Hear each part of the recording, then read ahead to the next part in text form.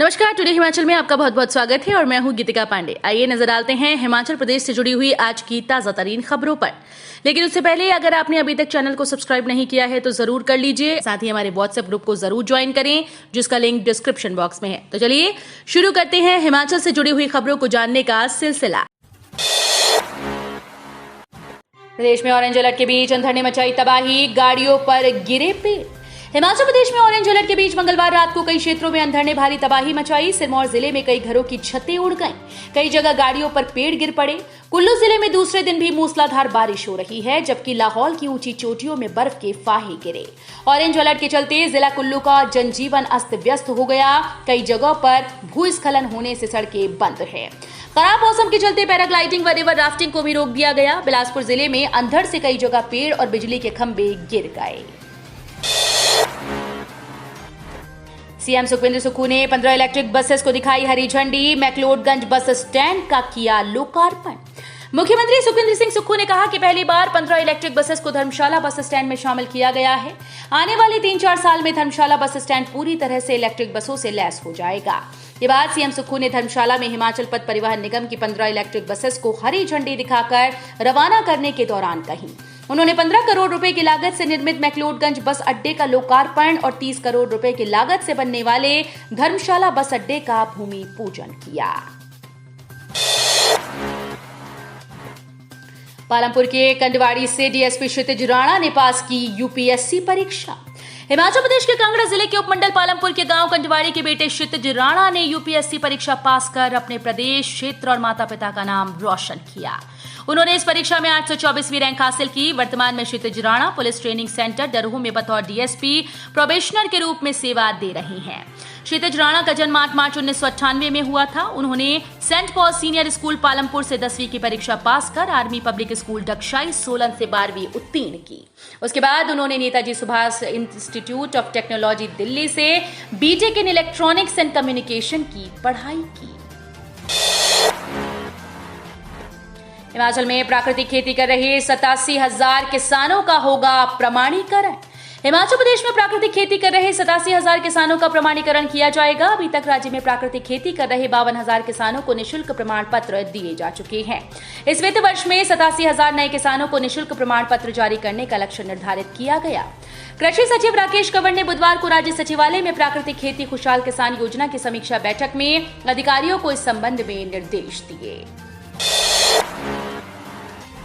छावनी अधिनियम के तहत गठित हर बोर्ड आता है नगर पालिका की श्रेणी में।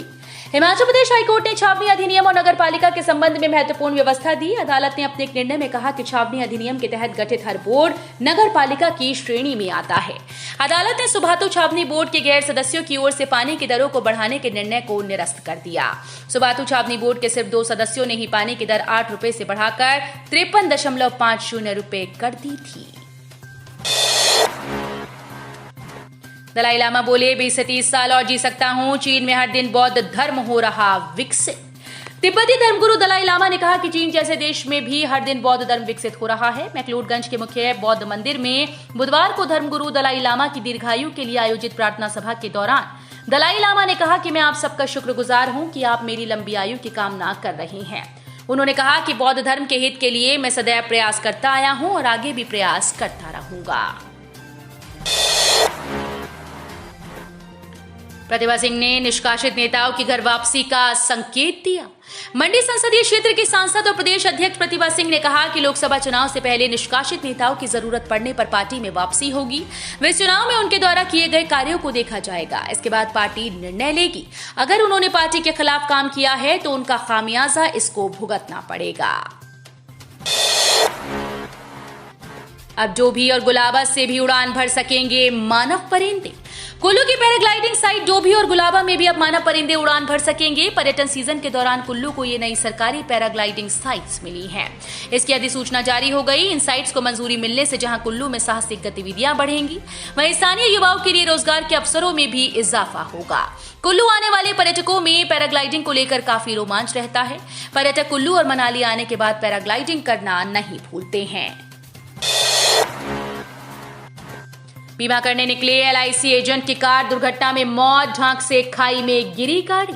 किसी व्यक्ति का बीमा करने निकले एलआईसी एजेंट की कार दुर्घटना में मौत हो गई। मृतक की पहचान सुभाष कुमार पुत्र परोजा राम निवासी गांव मलकौता डाकघर भरमौर के रूप में हुई। सुभाष कुमार स्टेशनरी का सामान बेचने के साथ साथ एलआईसी का एजेंट भी था। 2000 का नोट बंद करने पर प्रतिभा सिंह ने केंद्र सरकार को घेरा, जानिए क्या कहा।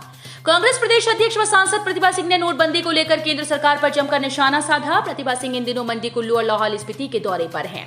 कुल्लू में पत्रकारों से रूबरू होते हुए उन्होंने नोटबंदी को लेकर केंद्र सरकार को घेरा और कहा कि पिछली बार जब नोटबंदी हुई थी उसके कारण लोगों की रोजी रोटी छिन गई थी और उनका कारोबार भी छिन गया। लोग त्राही त्राही करते रहे, लेकिन केंद्र सरकार ने उस पर कोई गौर नहीं किया।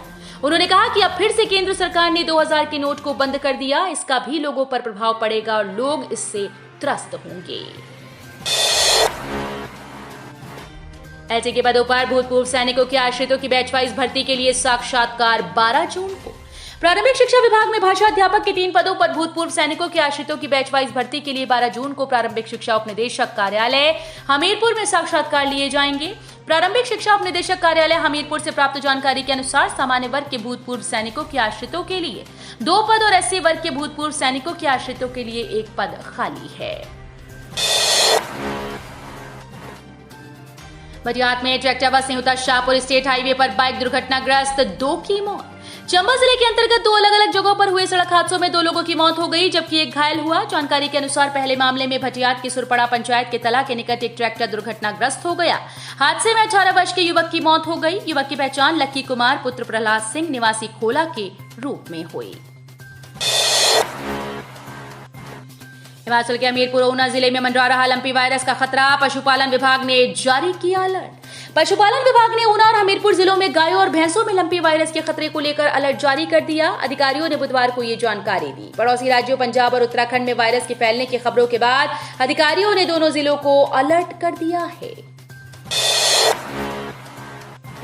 प्रदेश की 90% आबादी गांव में रहती है और किसी न किसी रूप में वनों पर निर्भर है। मुख्यमंत्री सुखविंदर सिंह सुक्खू ने वर्चुअली जायका पोषित वानिकी और 3 दिवसीय एनआरएम परियोजना की 12वीं वार्षिक कार्यशाला का शुभारंभ शिमला के होटल पीटर हाफ में किया। उन्होंने कहा कि सरकार का उद्देश्य प्रदेश को एक हरित राज्य बनाने का है। प्रदेश की 90% आबादी गांव में रहती है और किसी न किसी रूप में वनों पर निर्भर करती है। उन्होंने कहा कि जायका वित्त पोषित वानिकी परियोजना के माध्यम से पारिस्थितिकी तंत्र की बहाली, वन आश्रित समाज की आजीविका में सुधार व वृद्धि हो रही है।